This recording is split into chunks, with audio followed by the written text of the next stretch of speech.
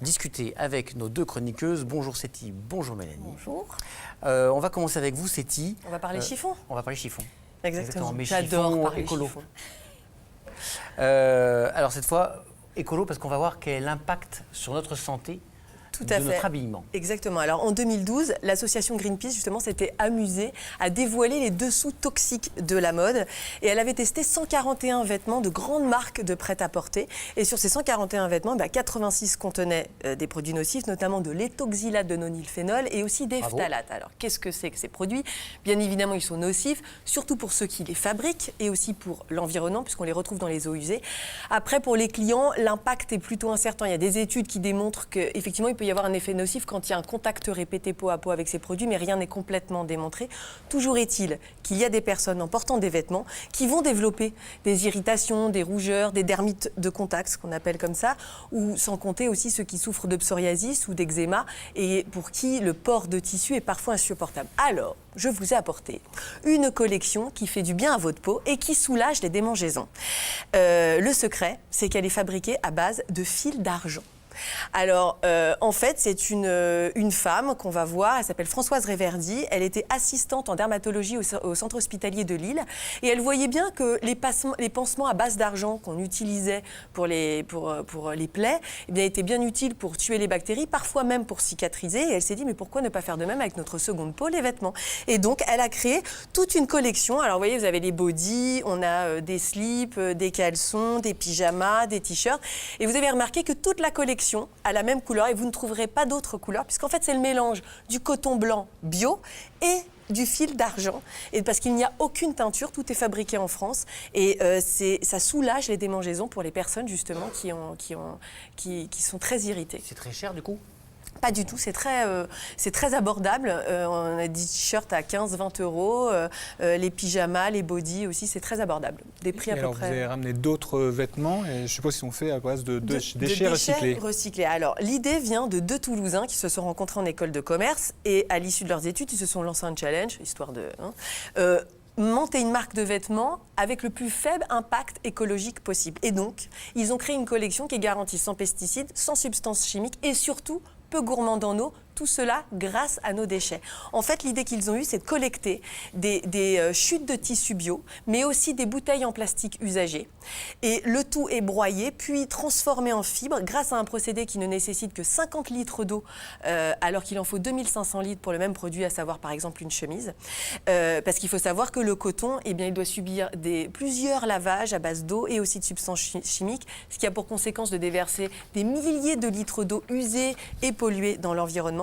Eh bien, vous allez voir, je n'ai malheureusement pas reçu leur collection. Il y a eu un problème avec La Poste, pour ne pas la nommer. Mais en fait, j'ai des photos et vous voyez que toute cette collection, eh bien, elle est la preuve qu'on peut fabriquer en fait une collection en se passant de culture de coton et aussi en utilisant des produits recyclés. Et ils ont même poussé le vice assez loin parce que les boutons de chemise sont faits à base de Tetra Pak, de boîtes de Tetra. Ouais. C'est malin. Ouais, c'est super malin. Super. Et ils sont même en train de penser à créer des fils avec de la peau d'orange. Alors, le recyclage.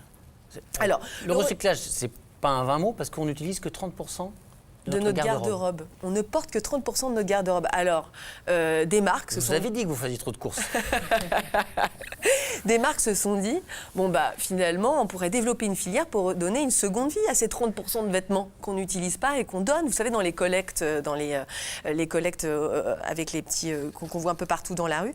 Et donc, Christelle Merter, qui est ingénieure textile, a eu cette idée-là. Son obsession à elle, c'est le jean. Donc, elle récupère tous les jeans usagés, elle leur coupe les fesses, elle récupère que les jambes. Elle effiloche ces jeans et avec ces jeans, elle crée cette bobine de fil. Donc c'est du fil fait à partir de jeans usagés. Et avec cette bobine de fil, eh bien, elle a créé toute une collection. Vous voyez des sweats par exemple ici. Tout est en fait la couleur est la couleur originelle du jean, en fonction des jeans qu'elle va récupérer, qu'elle va effilocher, broyer, puis retransformer en fibre, elle va utiliser la couleur sans aucune teinture. Donc elle peut même faire des petits t-shirts. Et ça marche. Le tout est confectionné en France, à Roubaix, et aussi confectionné par des travailleurs handicapés. Et ça marche puisqu'en fait, ils ont fabriqué 300 000 pièces en 2016 et ils disent avoir économisé 21 millions de litres d'eau et aussi 200 tonnes d'émissions de gaz à effet de serre. Donc, moralité, donnez vos vêtements parce que non seulement vous réduisez les déchets, mais en plus vous limitez la pollution. Et puis dans la liste des vêtements toxiques, il y a les vêtements de sport qui sont épinglés. Alors oui, l'association Greenpeace avait encore sévi là cette année en testant des grandes marques de sport en plein air, type chaussures, t-shirts et tout. Ils avaient beaucoup retrouvé notamment des composés perfluorés qu'on appelle PFC. C'est ce qui rend le tissu imperméable et anti-tache. Et donc forcément, les marques se sont dit qu'il va falloir qu'on fasse un peu mieux. Alors je vous présente la première basket fabriquée en filet de pêche. La marque, qu'on ne va pas citer, aux 3 bandes, s'est associée avec une association qui s'appelle Parley for the Ocean, qui en fait a des bateaux qui vont en Méditerranée récolter tous les plastiques, les sacs plastiques, mais aussi les bouteilles en plastique, les filets de pêche. Et grâce à un procédé, elle les transforme en fibres. Et c'est grâce à ça qu'elle fabrique ces baskets. Et chaque année, une nouvelle collection est sortie. Alors, il n'y a pas que les marques de sport, il y a aussi les marques de prêt-à-porter. Là, alors oui, la marque de sport a créé aussi un maillot de bain grâce à ces filets de pêche.